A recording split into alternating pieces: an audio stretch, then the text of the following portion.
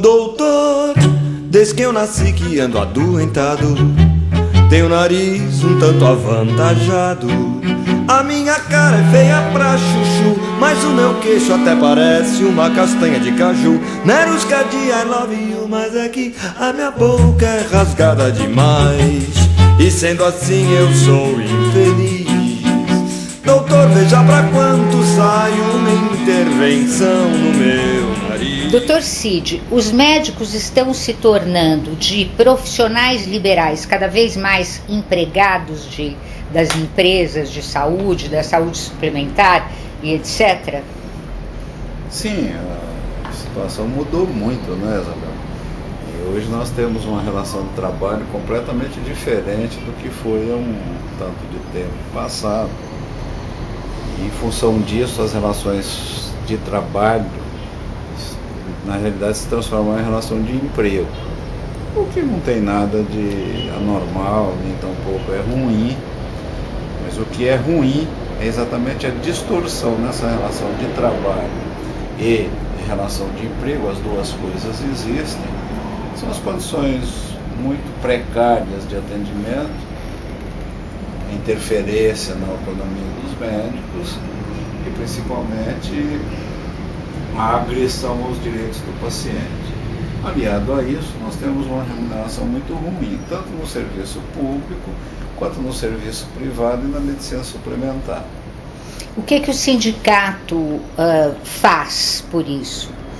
Várias coisas, né? São ações próprias, exclusivas, próprias dos sindicatos, como, por exemplo, as tratativas que neste momento estão ocorrendo, são tratativas anuais, da celebração dos acordos coletivos de trabalho com os sindicatos patronais que têm a relação formal de emprego. Uhum. Então são 9 sindicatos no Estado, sindicatos patronais no Estado, sindicatos dos hospitais, das filantrópicas, das medicinas de grupo e os sindicatos das filantrópicas que se desdobram. Existem alguns sindicatos regionais. Então, este conjunto, nós fazemos as tratativas formais da celebração do contrato coletivo de trabalho.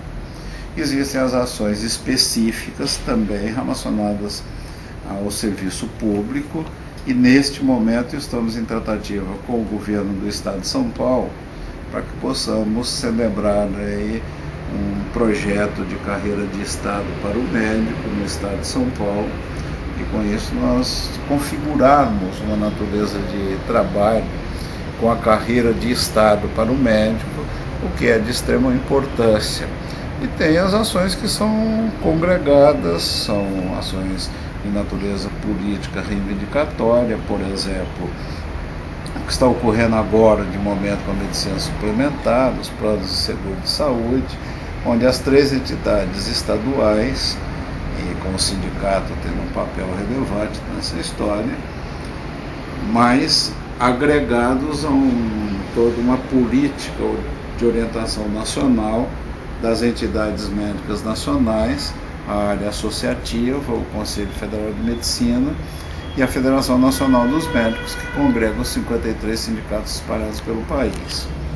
Isso aí são diretrizes que estão sendo acatadas e que é uma política nacional, respeitadas as peculiaridades de cada estado, inclusive o nosso estado de São Paulo. E também estamos desenvolvendo em conjunto uma política de alerta à população e às autoridades sobre a precariedade do serviço público, que não é pior nem melhor do que o serviço privado, estão bem semelhantes. E no dia 25 de outubro vindouro, nós temos um dia de paralisação do serviço público, como advertência às autoridades e informação à população das dificuldades existentes em atendimento, especialmente em alguns setores, destacando em especial a urgência e emergência.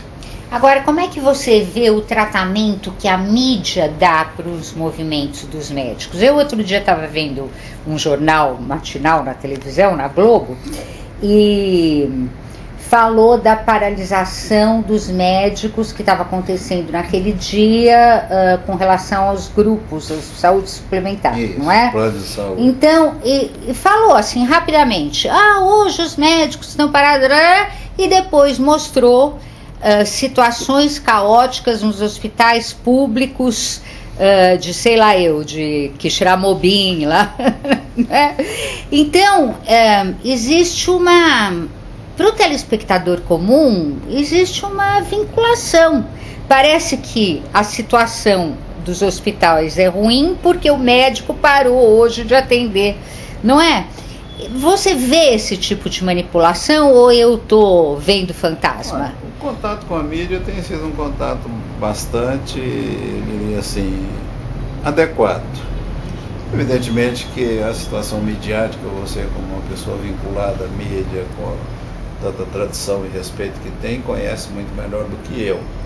E que de vez em quando a posição assim espetaculosa da notícia pode levar a alguma confusão. Mas eu diria que a minha experiência de contato com a mídia, através do Sindicato de São Paulo, através da Federação Nacional dos Médicos, é um contato muito bom e que tem tido uma dinâmica muito boa. Agora, existe uma situação que eu comentava com um programa aí, não sei se posso falar o nome? Pode.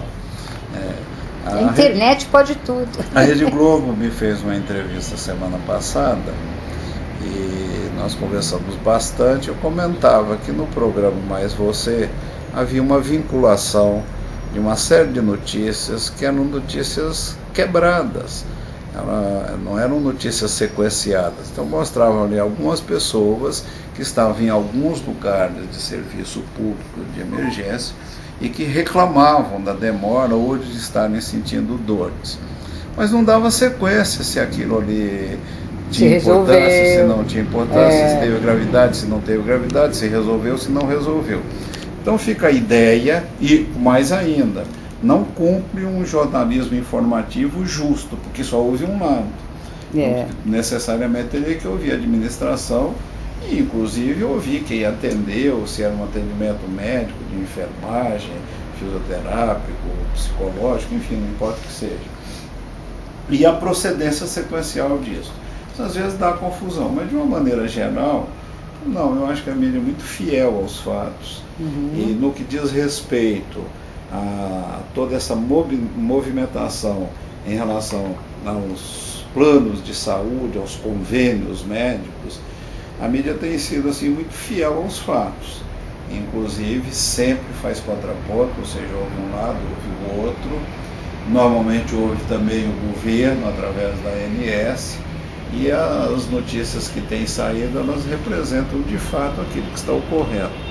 Agora, às vezes as edições elas são injustas porque podem levar essas confusões que você está referindo aí. Eu não vi, mas não é uma tônica. Seguramente deve ter sido aí uma ilha de edição que não fez a coisa da maneira mais adequada possível.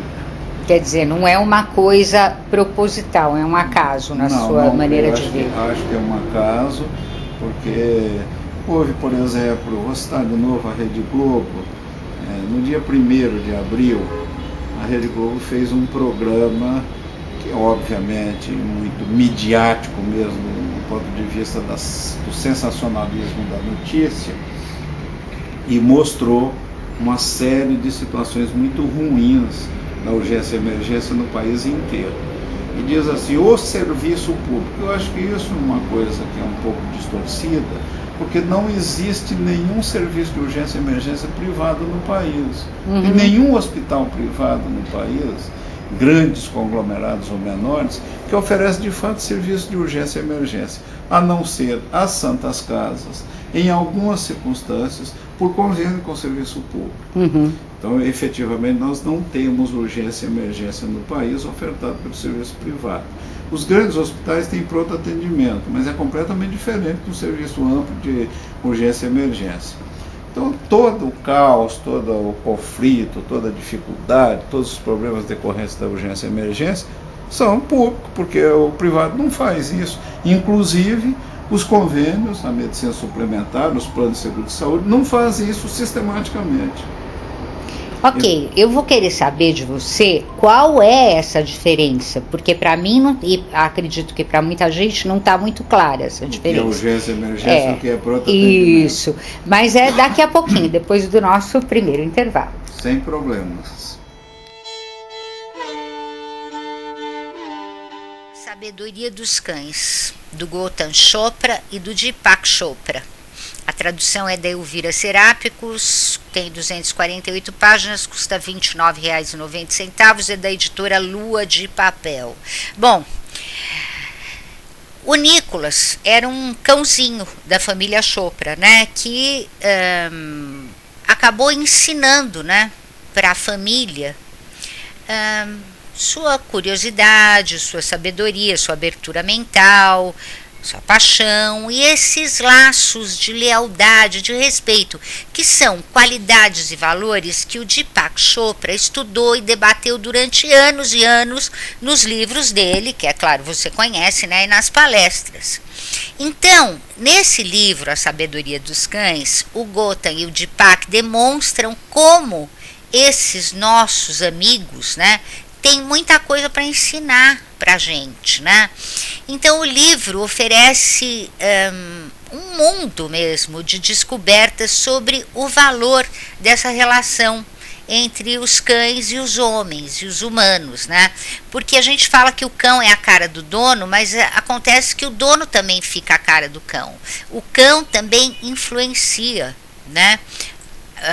Na relação dele com a gente, ele também nos influencia e também nos ensina coisas, né? Tem até um e-mail que anda circulando aí na internet sobre isso, né? Sobre o que o cão pode ensinar aos homens, né? Principalmente aos políticos, eu acho. Bom, essa é uma outra história. O Gautam Chopra é um premiado jornalista, documentarista, né? E vive em Santa Mônica com sua esposa, seus filhos e seus cães. E o Deepak Chopra, você conhece, né? Não precisa nem falar, um autor de best-seller ao longo de décadas aí, que os livros dele aparecem na lista dos mais vendidos, todos na América, né? E as suas obras já venderam milhões de cópias. O mais recente best-seller dele é O Efeito Sombra, que também foi publicado aqui pela Lua de Papel. Bom, e já que a gente está falando da sabedoria dos cães, olha aqui o título desse livro: Os Mortos Levam o Cachorro para Passear. É da editora Pensamento, né? Tem um subtítulo: Outras perguntas que você faria a um médium sobre o cotidiano do mundo espiritual. A autora é a Conchita Bertoldi, tem 224 páginas, custa R$ 29,90, né? E é da editora Pensamento, como eu já disse. E será que, sabe, animais de estimação têm alma, karma, reencarnam? Tudo aquilo que muita gente acredita que nós fazemos, nós humanos, será que os bichinhos também fazem, né? Pois é, essa médium aqui, a Concheta, né, conta como é o cotidiano, né, no além, o comportamento dos espíritos, como é que os nossos entes queridos que morreram, né, vivem lá, né, o que eles observam, né, como é que eles dão sinais da presença para nos alertar, né, que alguém quer nos dar uma mensagem e coisas assim. E o livro também abrange as dúvidas relacionadas aos nossos amigos de quatro patas que já se foram, né? E, entre outros assuntos, fala sobre a ligação das almas gêmeas, karmas de família, como espantar fantasmas dos ambientes, como se conectar com as almas e como saber se as nossas orações e pedidos foram recebidos do outro lado. É claro que é um livro para quem acredita que existe o outro lado, né? Se não acreditar, né? Não adianta. A Conchita Bertoldi é médium profissional, ela faz leituras mediúnicas para toda a família real da Grã-Bretanha, né? E para celebridades norte-americanas, políticos e outras pessoas VIPs, né? As consultas dela, para você ter uma ideia, tem fila de espera de 2 anos. Ela mora em New Jersey, nos Estados Unidos, com o marido John. Bom, vamos sair do esoterismo, né, e ir um pouco para o mundo acadêmico, com essa obra maravilhosa aqui, a construção social dos regimes autoritários, né? Com volumes sobre a Europa, o Brasil e a América Latina, a África e a Ásia.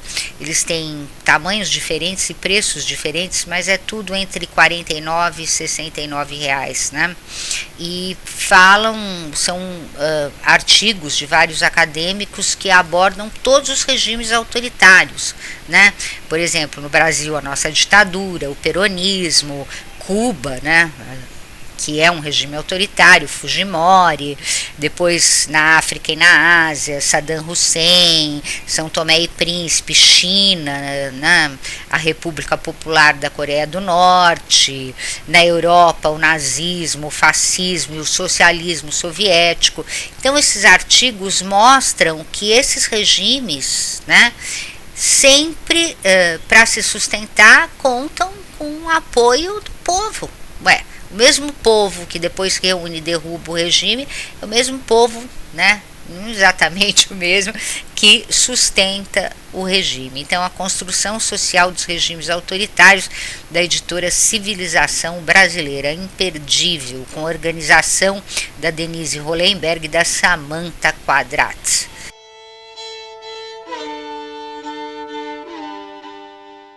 Pois é, doutor Cid, estou curiosa sobre essa diferença aí entre o pronto atendimento e o serviço de emergência. O pronto atendimento, vamos chamar, é um ambulatório 24 horas para literalmente atender aquilo que chega em termos de demandas clínicas, ou eventualmente demandas cirúrgicas. Mas o pronto atendimento tem um determinado número de especialidades. Geralmente são pediatras, cirurgiões gerais, clínicos e às vezes ginecologistas e obstetras, dependendo das circunstâncias e das condições do hospital.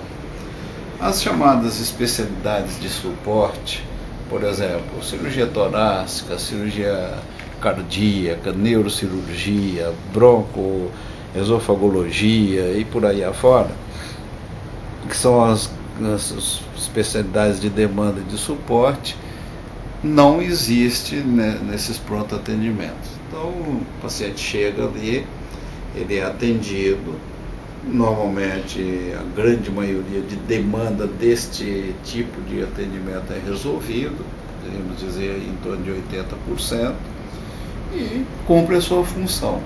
Esses 20% que efetivamente caracterizariam uma urgência de maior complexidade, os especialistas são alcançáveis, então eles são chamados e fazem a chamada cobertura de plantão à distância.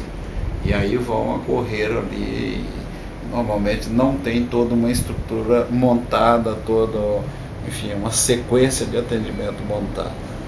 A equipe de urgência e emergência são os pronto-socorros clássicos que existem, onde são cobertas todas as especialidades, uma equipe de plantão multidisciplinar e poliprofissional, são várias especialidades e com vários profissionais diferentes e que dão conta do atendimento da demanda. São os pronto-socorros públicos.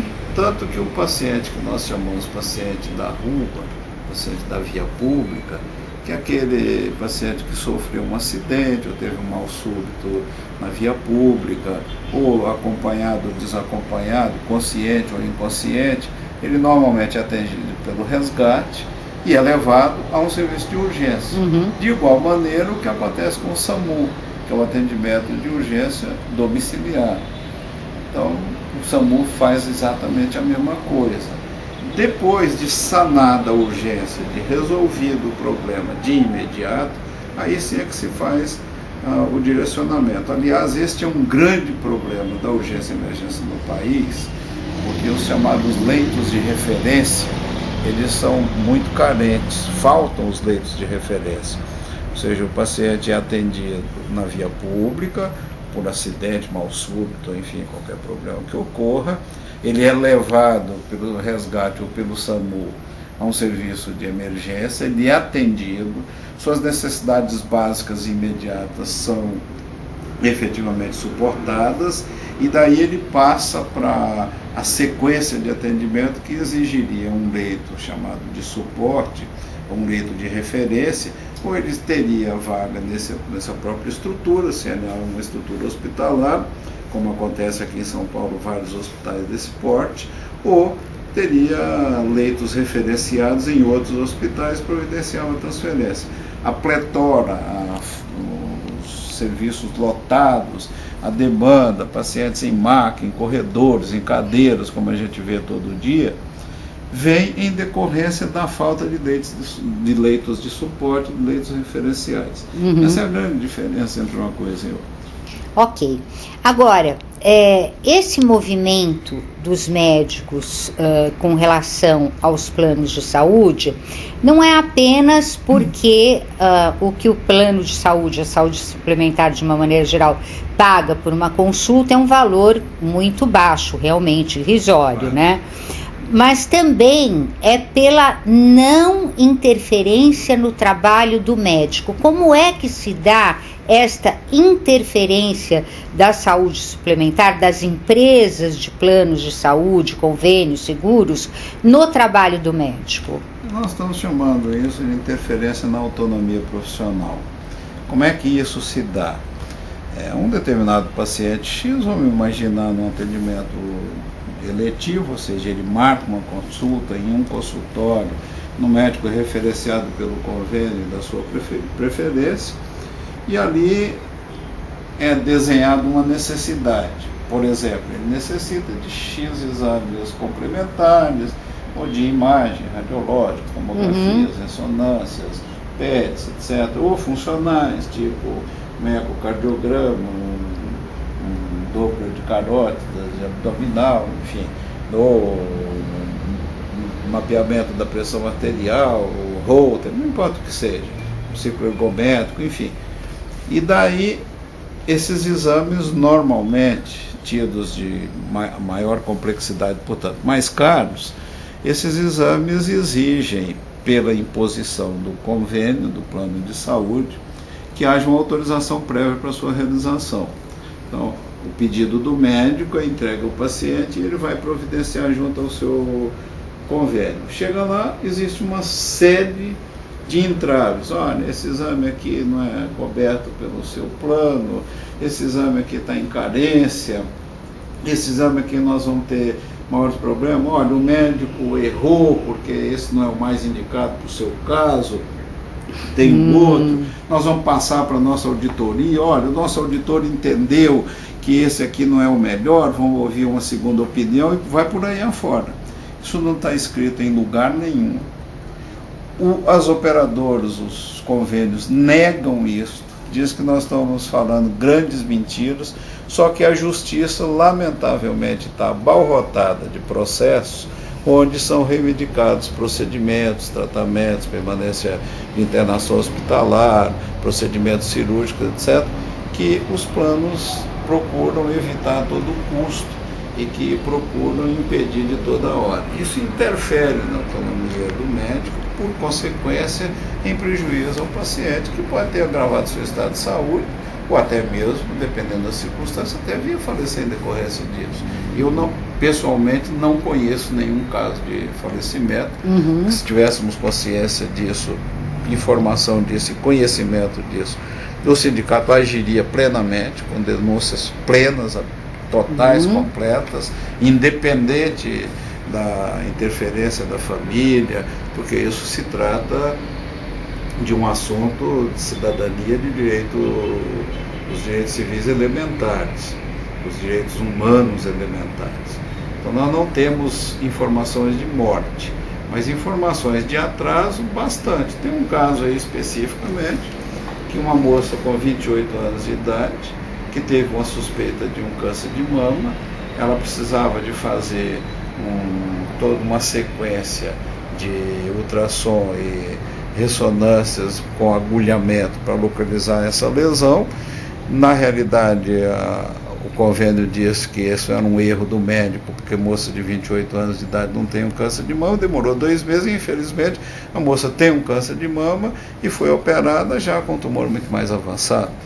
Isso significa necessariamente que as coisas estão tomando uma proporção, tivemos conhecimento disso e o sindicato está pedindo autorização para a família para acionar o Ministério Público Estadual e para comunicar à Comissão de Defesa do Consumidor da Câmara Federal para que sejam tomadas as devidas providências, além da denúncia própria à ANS, porque é um absurdo uma coisa dessa hora.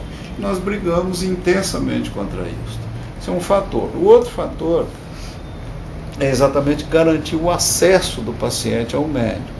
Existem algumas coisas que também não estão escritas em lugar nenhum, mas as operadoras determinam um número fixo de consultas dia por médico, por especialidade, por setor.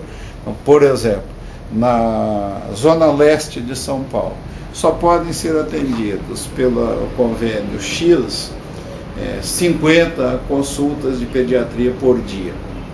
Então tem ali 5 pediatras que são credenciados, cada um só pode atender 10. Se atender 11, a partir da 10ª não é pago, não é remunerado. Isso é outra forma de interferência. Então nós defendemos que haja uma relação referencial, ou seja, nós chamamos de rol referencial de médicos proporcional ao número de pacientes. E aí vem os problemas da falta de contratualização, os convênios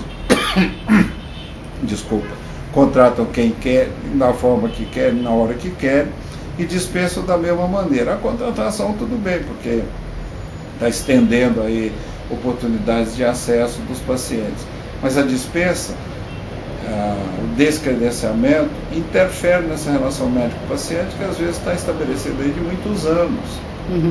Ainda que hipoteticamente tenha um outro profissional, mas até estabelecer essa relação de confiança demora muito tempo, essa relação sólida, médico-paciente. E por fim a remuneração, que é péssima. Bom, eu também vou querer saber como é que a gente pode solucionar isso, como que pode mudar toda esta relação entre a saúde suplementar e os profissionais médicos e tal, mas depois daquele intervalinho, né?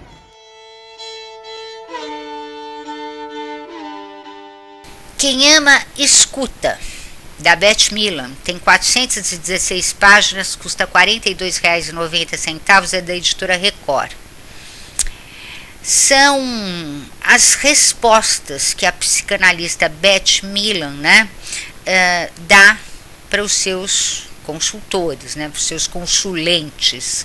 Ela responde a muitas questões do amor, e do sexo.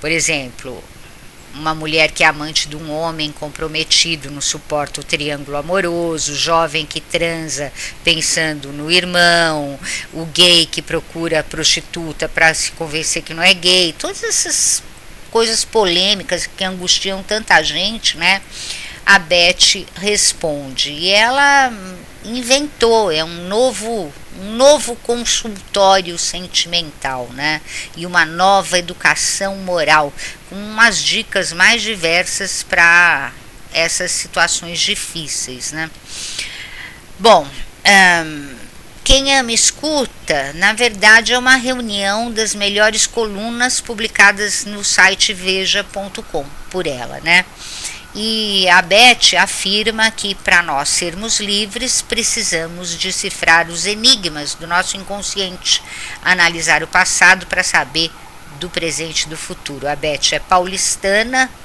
é autora de romances, ensaios, crônicas, peças de teatro, e as obras dela também foram publicadas no exterior, na França, na Argentina e na China. Ela também colaborou nos principais jornais brasileiros e atualmente é colunista da Veja.com e da Veja. Samburá de Lendas.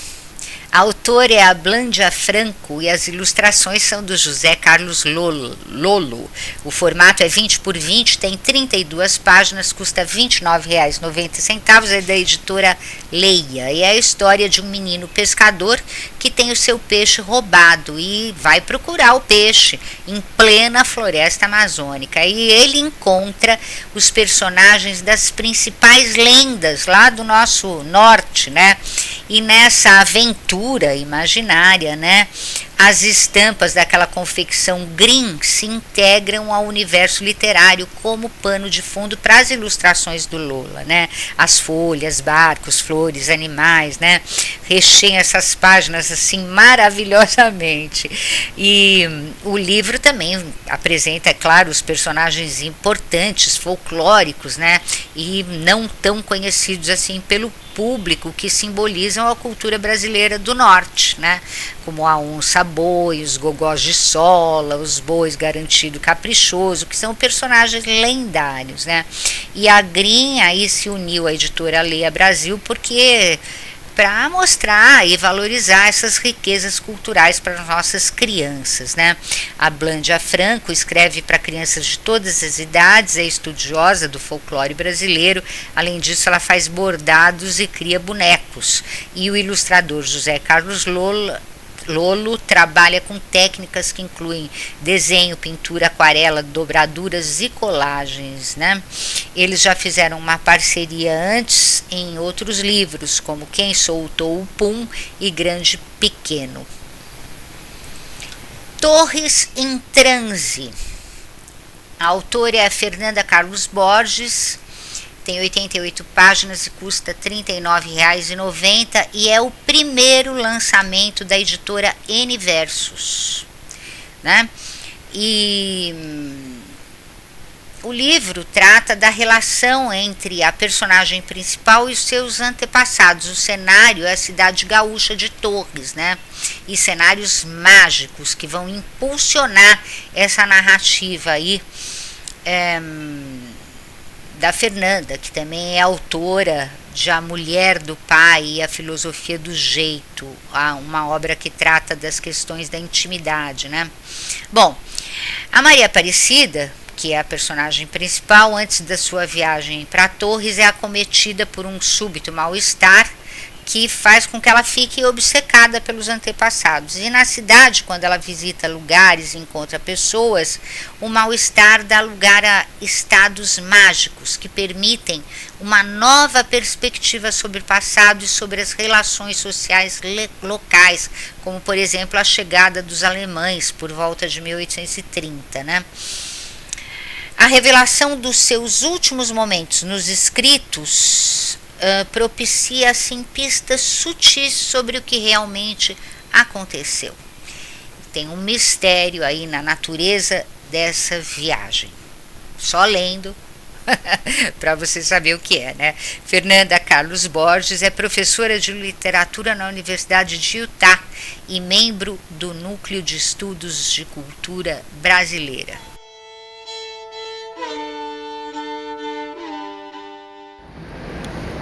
Bom, doutor Cid, tem alguma coisa que a gente possa fazer? Existe alguma proposta de mudar essa relação, para não existir mais essa interferência do negócio sobre o trabalho e a missão do médico?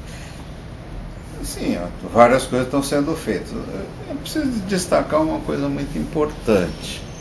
Nós sempre defendemos que saúde não pode ser alvo de lucro. A doença não pode ser mercantilizada. A doença tem que ser acolhida e tem que ser tratada. E evidentemente que quanto mais complexa a doença, mais caro é o tratamento, o diagnóstico e o tratamento. Uhum. A medicina anda de uma certa forma na contramão do progresso industrial, porque a economia de escala faz com que qualquer produto industrial, à medida que vai se sofisticando a produção, ela vai diminuindo de preço. Na medicina, à medida que vai se sofisticando a atenção, vai aumentando o preço.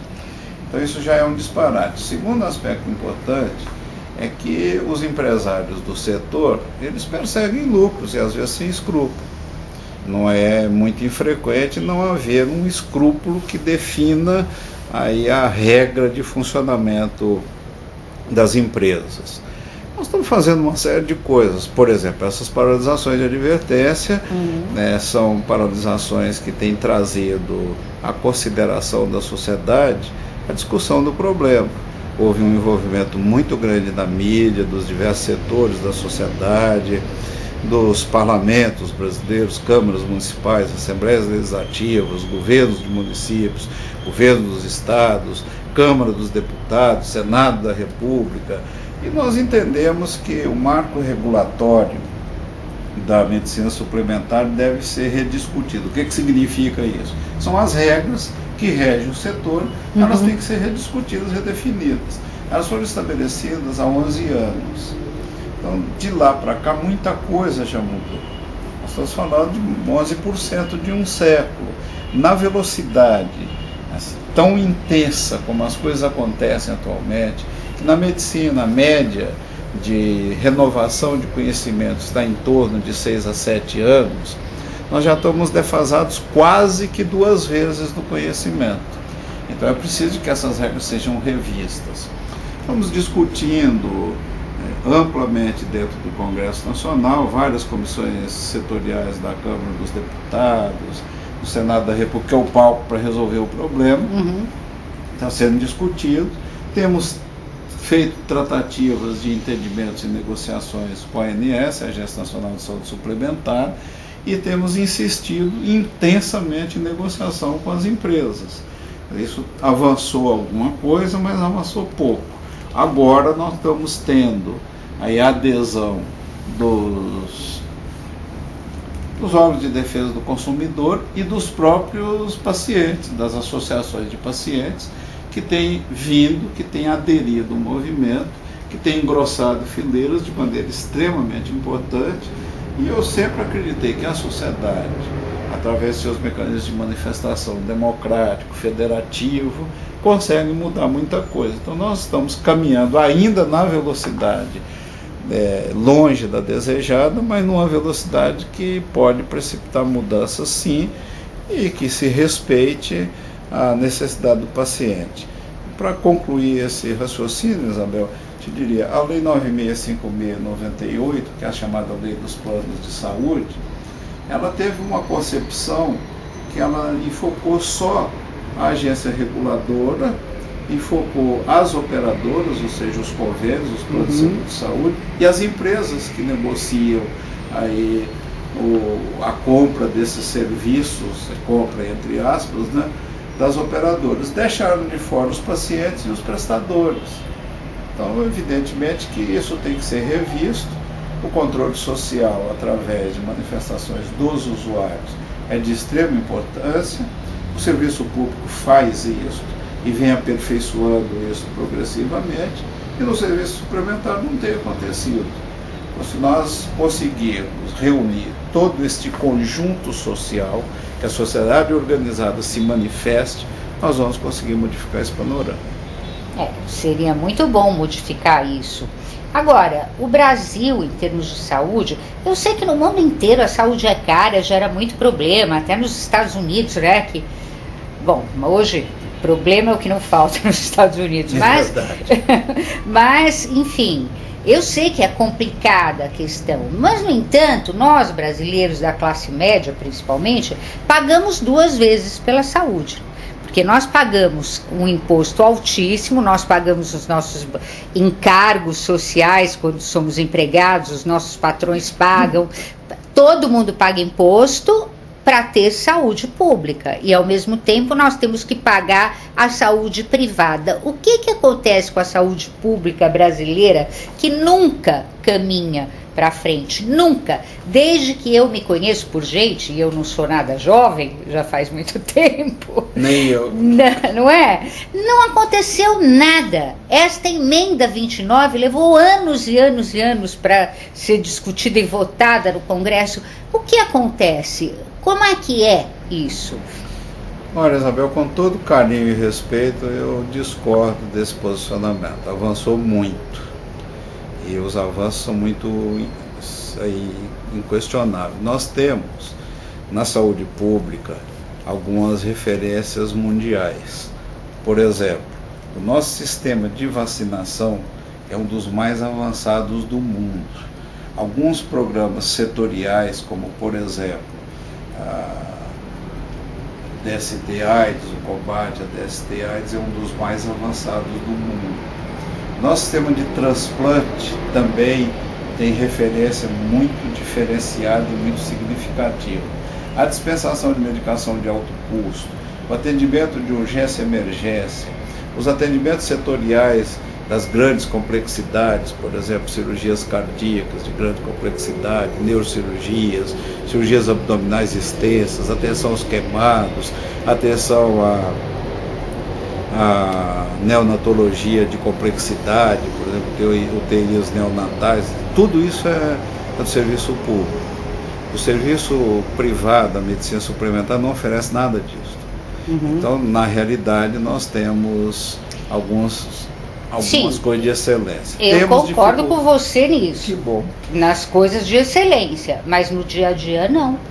Uma dona de casa que tem uma dor de barriga e vai procurar atendimento, ela bate em 500 portas e muitas vezes volta para casa sem atendimento. Mas há uma contradição muito grande. Existe, sem dúvida nenhuma, dificuldade de acesso. Agora, a dificuldade de acesso tem algumas coisas que nos levam a reflexões com números. Por exemplo, o Ministério da Saúde nos informa que nós temos aí cerca de 2 bilhões de atendimentos no SUS ano. E temos como referência que deveríamos ter aí, em média, 6 consultas por habitante ano. Nós temos uma população de 200 milhões de habitantes, então deveríamos ter de 1 bilhão e 200 milhões de atendimentos. Antes temos 2 bilhões. Então isso significa que tem um atendimento em excesso.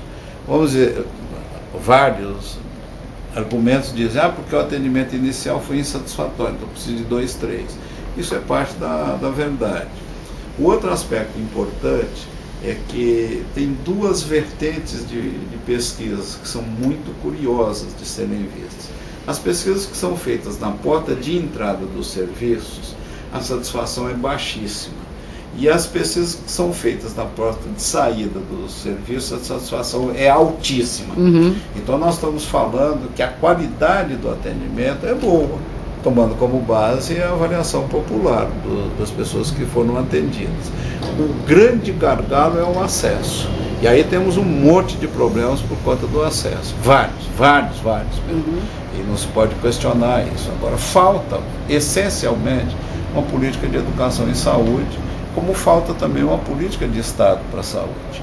Nós temos políticas de governo e, às vezes, em determinadas circunstâncias, políticas de pessoas, o que é uma coisa muito ruim, porque a pessoa passa pela gestão, ela sai, e se é um projeto pessoal, vai embora com ele. Claro. E quem vem, começa tudo de novo. Então é preciso que nós tenhamos uma política de Estado, que ela tenha definições de objetivos plurianuais, de preferência quinquenais, com avaliações anuais, com metas a serem estabelecidas, a serem atingidas, com proposições a serem definidas, enfim, com avaliação atuarial, ou seja, de acordo com as necessidades das demandas, para que os planejamentos sejam feitos.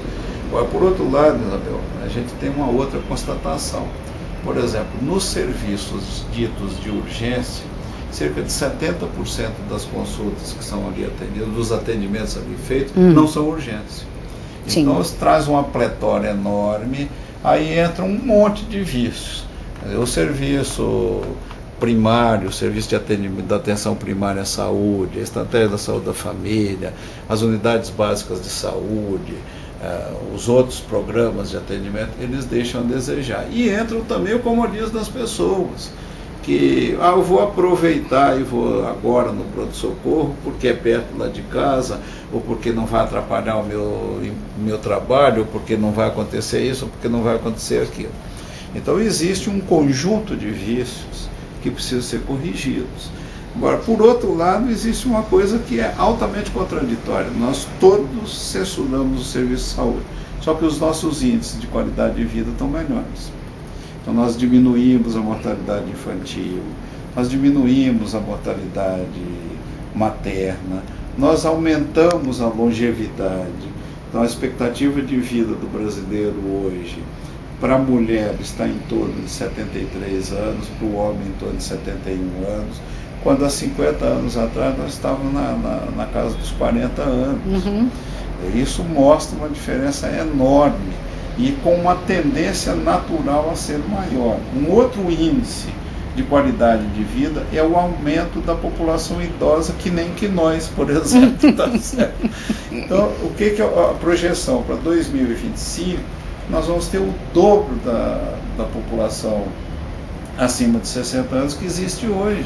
Para 2025 são 14 anos. É muito pouco tempo para aumentar. Muito pouco tempo para dobrar, né? Para dobrar. Então, esta expectativa mostra que a qualidade do atendimento está sendo boa, com maior contradição que isso possa parecer. Mas existe essa contradição há muito tempo na saúde brasileira, né? Eu, quando fazia meu programa de televisão Saúde Feminina, eu sempre dizia que se eu tivesse um peripaque, que me levassem ou para o INCOR, ou para o Dante Pazanese, ou para o HC, mas não para um hospital 5 estrelas, né? Que não me interessava o serviço de hotelaria, mas sim a qualidade do atendimento médico que eu ia receber. E eu continuo dizendo a mesma coisa. Eu também. Não é? E não é só o piripaque cardíaco, não, porque você só fez uma referência ao piripaque cardíaco. Eu acho que qualquer um, havendo uma urgência efetivamente clara, o serviço público, se possível, não deixa o indivíduo morrer. Depois, a hotelaria, o conforto, a florzinha, isso não me interessa. Etc. Isso vem depois. Isso é depois. Poxa, até que é merecido. Não, tudo bem. Precisa de ser badalado, precisa de ser acolhido, tem que ser acariciado, etc. Mas é num segundo momento. Então, isso que você falava há anos atrás, continua valendo hoje da mesma forma. O serviço público está muito melhor aparelhado para atender esse tipo emergencial do que qualquer serviço privado.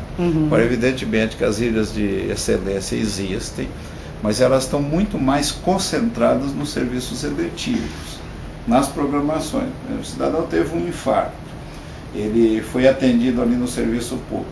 A sequência, o atendimento aí para colocação do estente, se for o caso, para fazer uma cirurgia a céu aberto, se for o caso, para fazer só um acompanhamento clínico, se for o caso, não importa, ele vai ter um atendimento mais diferenciado, sim, mais confortável e mais sofisticado em alguns locais de excelência. Você citou o Dante Pazanese e o INCOR, os dois são de excelência. Eles não fogem nada aos demais. É verdade. Nada. Então, mas isso é muito contraditório com o que a gente vê todo dia nos noticiários quando se fala em saúde, não é? É interessante isso, eu também vejo isso com muita preocupação e com muito cuidado, mas é interessante que o nosso índice de obituário é também menor, o que justifica o aumento da longevidade. Então essas contradições levam a gente a pensar que a política de educação de saúde é muito ruim. As ofertas são ruins porque não se diz exatamente o que se pode ofertar. E a utilização é ruim porque não se diz exatamente o que pode utilizar. Então fica essa confusão terrivelmente grande. Quem oferece não sabe o que oferece, ou pelo menos não sabe dizer plenamente o que oferece. E quem necessita não sabe exatamente do que necessita. Então fica toda essa insatisfação, porque a informação é ruim de um lado e a utilização é ruim do outro lado. Então fica, de fato, uma coisa complexa. Então nós precisamos discutir educação em saúde amplamente, a interação com a sociedade é extremamente importante, o controle social é fundamental para isso e tem contribuído de maneira bastante decisiva. Mas em matéria de educação para a saúde, eu acho que a mídia aí tem contribuído, não tem? Tem. E bastante, né? A mídia é fundamental. Eu sempre digo para todos os jornalistas que se nós não tivéssemos uma presença tão significativa da mídia como temos hoje, escrita, falada, televisiva, eletrônica, não importa a forma radiofônica, etc. Se nós não tivéssemos essa contribuição da mídia, seguramente nós estaríamos muito aquém do que estamos. Bom, doutor Cid, esse assunto é Muito vasto, inesgotável. Inesgotável. A gente podia ficar aqui, mas ó, já ligaram aqui para o Dr. Cid, a Folha de São Paulo já está querendo roubar ele de mim. Então, vamos para as nossas considerações finais. Olha, eu te diria que, em primeiro lugar, agradecer a oportunidade, o espaço. Acho que a mídia eletrônica hoje ocupa uma posição de destaque na informação, e o seu programa em especial. Eu diria que, como nós estávamos falando aí, com um certo tom de brincadeira, o assunto é efetivamente inesgotável. A saúde não tem fim, porque ela se renova a cada hora, a cada dia, e as exposições que nós temos aí a riscos, perigos de toda a natureza, são exposições muito grandes. É preciso de que as pessoas discutam saúde de maneira a mais desarmada possível, e discutam saúde no estado de saúde, não no estado de doença. Porque quando discute a saúde no estado de doença, isso inverte muito a lógica, porque o fator emocional, a angústia, a ansiedade, a expectativa domina naturalmente o argumento, e a isenção fica comprometida. Então é preciso que nós discutamos isso, que as pessoas tragam as suas contribuições, mas quando estão em pleno gozo de saúde, para exatamente debater com menos emotividade um assunto de tamanha relevância e tamanha importância. O outro aspecto importante, quando a gente discute saúde coletiva, não pode se valer em exemplos de satisfação ou insatisfação individual, porque isso compromete também a linha natural de raciocínio. Vamos discutir isso da forma mais desarmada possível, mais ampla possível e mais determinada, no sentido de nós perseguirmos solução comuns. Todos nós temos muitas dúvidas e todos nós precisamos de nos comprometer, claro que cada um exercendo a sua função, para que nós possamos fazer da saúde brasileira uma situação de maior segurança, maior conforto, maior inclusão e, acima de tudo, maior resolutibilidade. Dr. Cid Carvalhais, muito obrigada. Prazer.